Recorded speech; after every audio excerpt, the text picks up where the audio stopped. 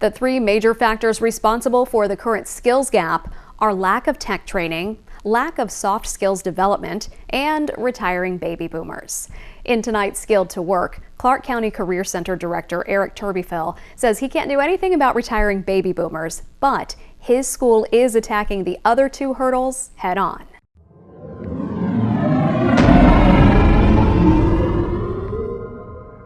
In my conversation with our industry partners and people throughout the community, the biggest thing they say they're looking for is to be at work, be on time, and to have a good attitude. That's the three things they talk about continuously. And you know, the training part of it, everybody gets hung up on, I don't know how to weld. Ingalls was here last week speaking to our seniors, and they'll teach you how to weld, but he wants somebody who'll be there on time and has a good attitude. And that's what they're looking for. When a student finds something to get passionate about and buys into the program, the academic part of their education will benefit as well. It opens up the why we have to know the academics, and so it bleeds over to their academic side in their education career as well. Just because you're taking a culinary class doesn't mean you're locked into a culinary career field. All of these classes teach you how to collaborate, how to problem solve, how to be a team player, and most importantly, how to be an employee.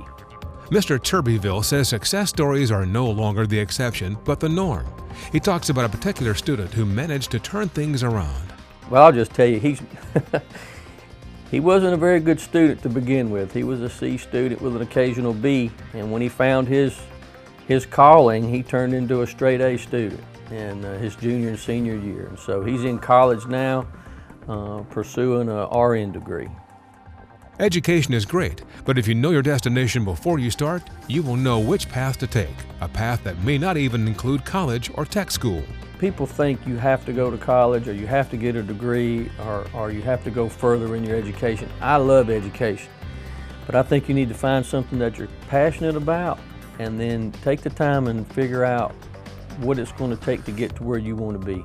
If you'll take, I'm a forester by trade, so you can leave high school and go in the timber business, or you can get your PhD in forestry, wherever you want to land and whatever you want to do. So I would encourage you to investigate where you want to end up and take those paths and travel that path and get there.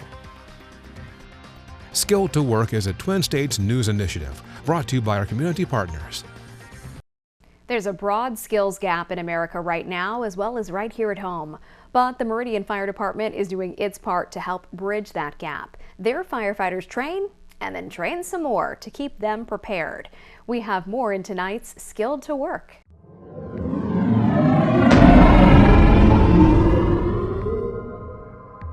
You work 48 hours on, the 48 hours you off, you can take the skill that you learn and you can go get you another job. Every fireman here has a side job where they work something else to make money. We have electricians here, we have plumbers here, we have AC people here, we have accountants here.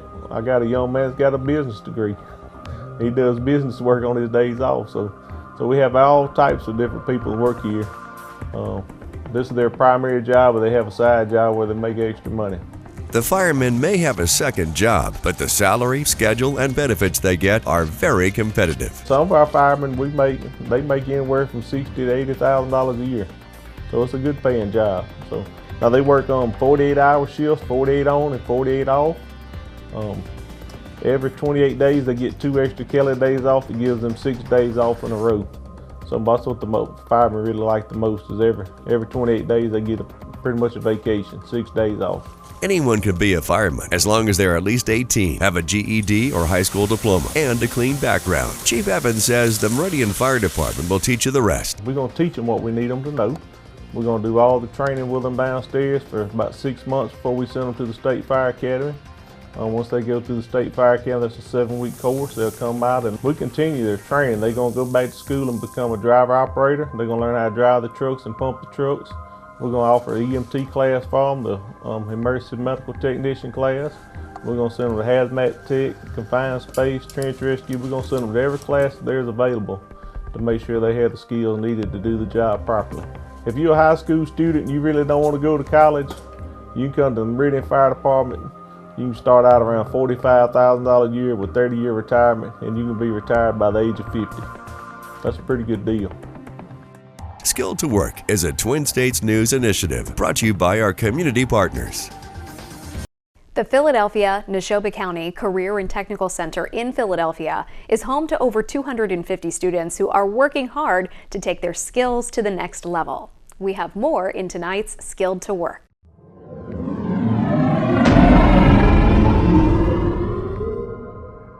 In Mississippi alone, there are more than 74,000 skilled labor jobs available. Jobs that employers desperately want to fill, but can't due to the skills gap. Philadelphia Neshoba County Career and Technical Center Director Lacey Flake says they are doing something to change that.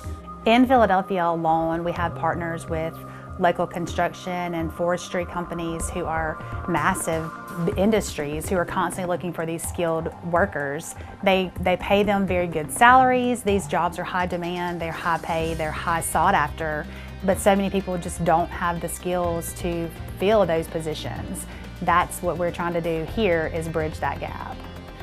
And enrollment is up. Students are flocking to the program to get trained for a skilled labor job. This year is currently the biggest enrollment that we've ever had. We have 265 students here. We offer 7 programs. We have automotive, welding, construction, health science, law enforcement, educator preparation, and early childhood education, as well as a 3rd-year work-based learning program. It's an amazing opportunity that we have to educate that many kids every single day and prep them with these skills that they need to be successful. They also teach soft skills, skills that employers look for when hiring. They ask a lot of companies around the community what skills they want the students to come out of high school with. We hear more times than not, we need them to be able to communicate well. We need them to have good verbal and written communication skills. We need them to be team players.